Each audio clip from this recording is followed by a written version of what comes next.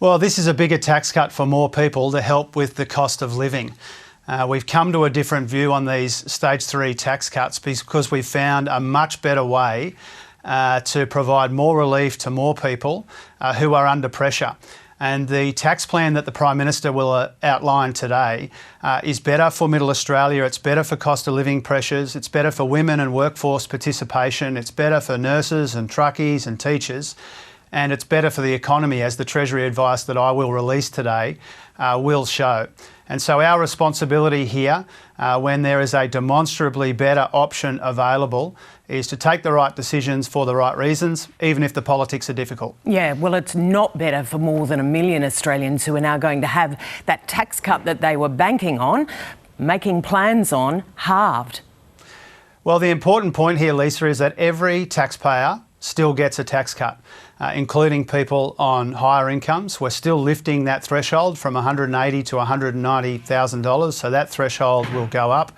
People on higher incomes will still get a decent tax cut. Yeah, but it's gone from a tax cut of around $9,000 to a tax cut of $4,500. So that's a substantial drop. It's a substantial tax cut, Lisa. And when the full tables are released today, what people will see is that everybody who's paying tax and is working will get a tax cut. There'll still be decent tax cuts for people on more substantial incomes, but there's a bigger emphasis on Middle Australia.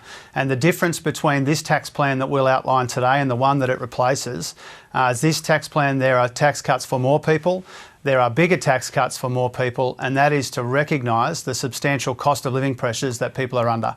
Treasurer, we knew a lot of this when you were going into the 2022 election. We knew about the Ukrainian invasion. We knew about global economic instability. We knew about the pandemic. Your government was promising to follow through with these stage 3 tax cuts well after the election. So how do you now say that the economic situation has changed? Well, first of all, you're right to point out that those are all of the things that have happened in the 5 years or so since Scott Morrison legislated the stage 3 tax cuts. I think most Australians would understand that these cost of living pressures have been sustained, they have been persistent, and it became increasingly clear to us over the course of the summer that there was a much more effective way for the same amount of money to provide the kind of cost of living relief that Middle Australia desperately needs and deserves. This is about aspiration, it's about people who work hard being able to provide for their loved ones and get ahead, and it recognises the economic conditions that we confront right now, which are defined by these cost of living pressures which are putting people under the pump. We don't just acknowledge those pressures, we're doing something about it. The best way to do that is to rejig these stage 3 tax cuts so that everyone still gets a tax cut, but Middle Australia gets a bigger tax cut, more people get a bigger tax cut to deal with these cost of living pressures. Well, you've delivered the opposition their advertising campaign for the next election, lay down misère. Is the Prime Minister's word his bond? Well, this is about people, not politics. And of course, is the Prime Minister's word his bond?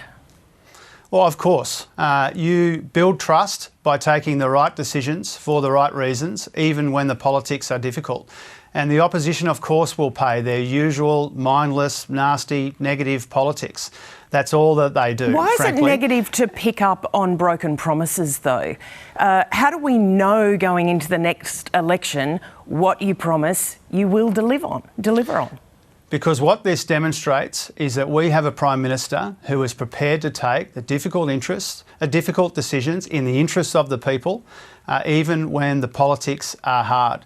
And the reason I'm pointing to the nasty, negative and mindless politics being played by our opponents is because they don't want your viewers to focus on the fact that everybody's still getting a tax cut, more people are getting a tax cut, more people are getting a bigger tax cut.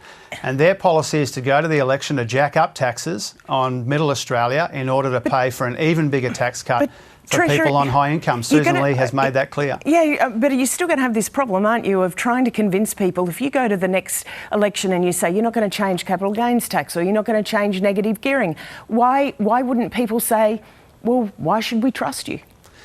Because what we've done here is we've come to a different view. We've been upfront about that. We've come to a different view in a methodical way, and now we're explaining why the alternative that we are putting forward to the Australian people is better than the old stage 3 tax cuts that Scott Morrison legislated 5 years ago.